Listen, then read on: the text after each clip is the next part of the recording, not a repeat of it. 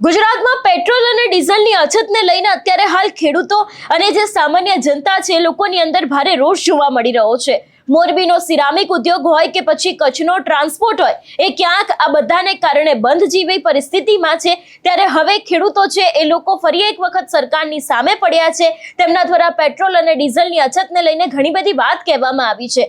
આખો આ મામલો શું છે તેની વાત આ વિડીયોમાં। નમસ્કાર, હું હંસિની અને તમે જોઈ રહ્યા છો નિર્ભય ન્યૂઝ। અત્યારે હાલ ખેતીમાં વાવણીનો સમય છે અને એના માટે ડીઝલ ખૂબ જ જરૂરી હોય છે, પણ અત્યારે હાલ ડીઝલની અછત જોવા મળી રહી છે। ઘણી બધી જગ્યાએ આપણે જોતા આવ્યા છે કે ખેડૂતો છે તે ભર તાપમાં લાઈનો લગાવીને ડીઝલ માટે ઊભા હોય છે। ઘણી બધી જગ્યાએ દ્રશ્ય એવા પણ સામે આવ્યા છે કે આખી આખી રાત ખેડૂતો છે એ લોકોને ઊભું રહેવું પડતું હોય છે, તેમ છતાં પણ એમને પૂરતા પ્રમાણમાં ડીઝલ આપવામાં નથી આવતું હોતું। એટલે અત્યારે હાલ જે રીતે ગુજરાતમાં પરિસ્થિતિનું સર્જન થયું છે, દિવસે ને દિવસે અછત વધી રહી છે, કારણ કે હવે ફક્ત વાત છે તે એક વિસ્તાર પૂરતી નથી રહી। સમગ્ર વિસ્તારમાં આપણે જોતા આવે છે કે અત્યારે હાલ પેટ્રોલ અને ડીઝલની અછત જોવા મળી રહી છે। ઘણી બધી જગ્યાએ બબાલ થઈ રહી છે, કોઈ પેટ્રોલ ડીઝલનું બેસણું કરી રહ્યું છે, તો ખેડૂતો છે એ લોકો પણ સરકારની સામે રોષે ભરાયા છે। ત્યારે અલગ અલગ વિસ્તારમાં અત્યારે હાલ કેવી પરિસ્થિતિ છે અને લોકો દ્વારા અને ખેડૂતો દ્વારા શું કહેવામાં આવ્યું છે તે સાંભળીએ। રમેશભાઈ વસંતભાઈ આહિર, ગામ ધારી, જિલ્લો અમરેલી। હવે હવાના 6 વાગ્યાના પબ્લિક એટલું લાઈનમાં ઊભું છે કે પાણી પીવાના તમને પોઝિશનમાં આવીએ અને ડીઝલ મળતું નહીં। હવે ડીઝલની આ રીતની કેટલા ટાઈમ રહે એ કંઈ હલ નથી। અત્યારે ખેડૂત ડાયરાને ખેતી એમને પીડી ખેતીમાં કોઈ ખેડવાનું હળખેડ કરવી સા નાખવા કોઈની પોઝિશન અત્યારે બહુ ખરાબ છે। અને હાલમાં ડીઝલ અત્યારે આવે જ્યાં લાઈનમાં ઉભા એટલે થોડાક રહી જાય બિચારા એમનો પાસે। હવે માગણી શું છે તમારી? માંગણી આપણી એ છે કે ટાઈમસર ડીઝલ બધા ખેડૂતને મિત્રોને મળી જાય, એવી બધી માંગણી છે અમારી। શું કહેશો ભાઈ, અત્યારે પેટ્રોલ ડીઝલ ને મળતું નથી, જ્યારે ડીઝલની તંગી હોય ત્યારે યુદ્ધના કારણે હોવાથી બધાને જ્યાં હોય ત્યાં લાઈનમાં ઉભું રહેવું પડે છે। અત્યારે તમને કઈ મુશ્કેલી પડી રહી છે? અત્યારે જમીનની વાત જ જવા જેવું છે। એક ટાઈમ જમવાનું ન આવે તો આવે, પણ આમાં તો બહુ તંગી આવી ગઈ છે। અત્યારે વડિયાની ડીઝલની લાઈનનો કેવડી લાઈન જોવા મળે તમને મોટે અત્યારે? 1.5 કિલોમીટરની લાઈન છે, 1.5 કિલોમીટરની લાઈન છે વડિયામાં, અને રોજ તંગી દેખાય થાય એમને માટે એવું છે વાતાવરણ। આનાથી મુશ્કેલી તમને કેવી પડી રહી છે? જય જવાન જય કિસાન, ગામ ચરડવા, તાલુકો હળવદ, જિલ્લો મોરબી। અત્યારે ખેડૂતની મોટી મહામારી કહેવાય, એમ કેવું હોય તો કહેવાય, કારણ કે અત્યારે ખેડૂતને ડીઝલ વગર કંઈ જ પણ થાય નહીં। અત્યારે ચરડવા મોરબી રોડ ઉપર ભવાની પેટ્રોલ ડીઝલ આવ્યું છે અને બધાને સમભાવે કેતા કોઈ લાગભાગ નહીં, કોઈ ઓળખાણ નહીં, બધાને 2000 નું ડીઝલ, એકતો હોય તો ભલે અથવા કેલબા હોય તો ભલે, જે હોય 2000 નું ડીઝલ। પણ અમે સરકારશ્રીને એવી રજૂઆત કરવા માંગી અને આપ ખેડૂત ઉપર થોડું ધ્યાન દો। અને 2000 ના ડીઝલે મારે પોતાને 10 કિલોમીટર વાળી ખેતી છે, 10 લીટર તો જઈને આવું એના થઈ રહે, તો મારે ખેડ શું કરવું એમ?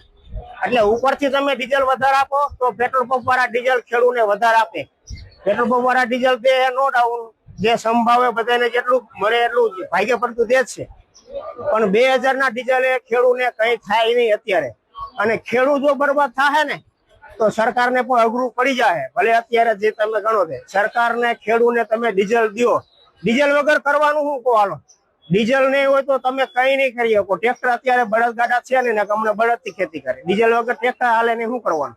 પેટ્રોલ નહીં મળે તો હાલશે, અમે હાલીને વાડીએ જાવું, પણ તમે ડીઝલ આપો ટ્રેક્ટર, સમજે?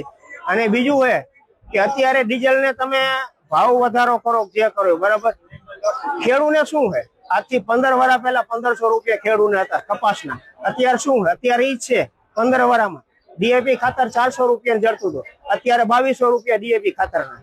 તો ખેડૂતના ભાવમાં કોઈ મોંઘવારી નહીં, ખેડૂતને કોઈને કઈ વધારો જ નહીં, બધું ઓનલી ફોર બીજાને જ વધારો। બીજું પ્લસ કે સરકારી નોકરિયાતને બધાને પગાર પંચ વધે, બધું વધે, બધું વધે, ખેડૂત કઈ વધે જ નહીં। ખેડૂત ખાલી છોકરા વધે, બીજું કઈ જ ન વધે ખેડૂત। તો સરકારશ્રીને અમે રજૂઆત કરી કે જેમ બને એમ તમે ખેડૂત માટે તમે જાહેર પત્ર પાડ્યો કે ખેડૂત હાથમાં હાથ લઈને આવે એટલે એને 200 લીટર ડીઝલ દેવાનું, પણ તમે પંપ વાળાને ડીઝલ દો તો દે ને, 200 લીટર કઈ રીતના ડીઝલ દો? તમે ખાલી કાગળ ઉપર જાહેરાત જ કરો, ખેડૂતને કઈ દેતા નથી। તો પ્લીઝ રિક્વેસ્ટ, અમે ખોબલે ધોબલે ભાજપ સરકારને મત દીધા, ખોબલે ધોબલે દઈ નજી દેતા આવી, પણ તમે ખેડૂત માટે જુઓ અને ખેડૂતનું થોડું વિચારો. પેટ્રોલ પંપ અમારા સરાડવામાં 3 છે, પણ બધા જેટલું ડીઝલ આવે એટલું સમભાવે બાટે છે. 2000 નું હોય તો 2000, 2500, 3000 જે કઈ એમાં પંપ વાળો કોઈ એનો વાંક કાઢે એવું છે નહીં, પણ અમે ઉપરથી દરરોજ 2 ગાડી ચડાવવાને આપો તો ખેડૂતને. અને અત્યારે 15 દિવસ જ છે, બાકી તમે મહિના પછી ડીઝલ તમે કદાચ ગેલર દેશો તો હું ડીઝલ લઈને નાવાનું છે ફોવાળો. તો પ્લીઝ એટલી રિક્વેસ્ટ અમે સરકારને રજૂઆત કરી. અમે આજે હું પોતે મિનિમમ 3 વાગ્યાનો અહીંયા કણે ધાબરો લઈને આવ્યો હતો. હું નહીં, ઓછામાં ઓછા 500 જણા, 3 વાગ્યાના 500 જણા. અત્યારે ખેડૂતની પરિસ્થિતિ 500 રૂપિયા દાડી દે, અત્યારે 4 કલાક મજૂર આવે તો 500 જણા અત્યારે કોઈ નવરા નથી, પણ ડીઝલ હાટુથી. તો તમે હિસાબ મારો, ખેડૂત કેટલો પરેશાન છે એમ. તો પ્લીઝ અમે સરકારશ્રીને અમારા ધારા. નમસ્કાર, હું રવિ ઠક્કર, ભવાની પેટ્રોલ ચરાડવાથી. કંપની તરફથી જે જથ્થો અમને આપવામાં આવે એ મુજબ ખેડૂતોને બધાને અમે 2000 નો અત્યારે આપી છીએ. એક બાજુ ટ્રેક્ટર ચાલુ છે, એક બાજુ ખેડૂતોના કેરબા ચાલુ છે. એ મુજબ જથ્થો અમને ફાળવે એ મુજબ અમે બધાને અમારાથી બેસ્ટ પોસિબલ ટ્રાય કરીને જથ્થો પૂરો પાડવાની કોશિશ કરી છે. અને જ્યાં સુધી ડીઝલ છે ત્યાં સુધી અમે આપી જ છીએ બધાને. આજે અહીંયા 400 થી 500 ખેડૂતો છે અને 100 ટ્રેક્ટર ઉભા છે લાઈનમાં અત્યારે.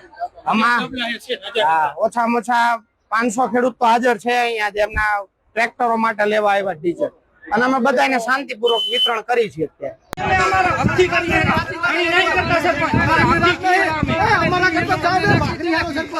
ફોન કરે 200 રૂપિયાનું સરપંચ નખાવી દે. અમારા કરતા રિક્ષા વાળા હારા, અમારા કરતા તો અમારે તો પગ પકડવા પડ્યા દેતા પૈસા. અમારા કરતા આખા દુનિયામાં પંપ પડ્યા છે. આ મારા કને એક અમે લીધું એટલે આયા તા કને એમને મારો પંપ છે.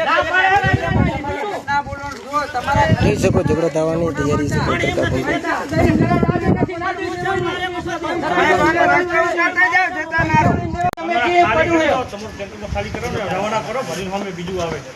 આવવાનું જ નહીં સાહેબ. અરે ના આવે, અમારે જોતું નથી. પૈસામાં ભરો, હવે પૈસા તો ભરી દો. અરે 60 લાખ રૂપિયા કંપની દાખલ પડ્યા છે.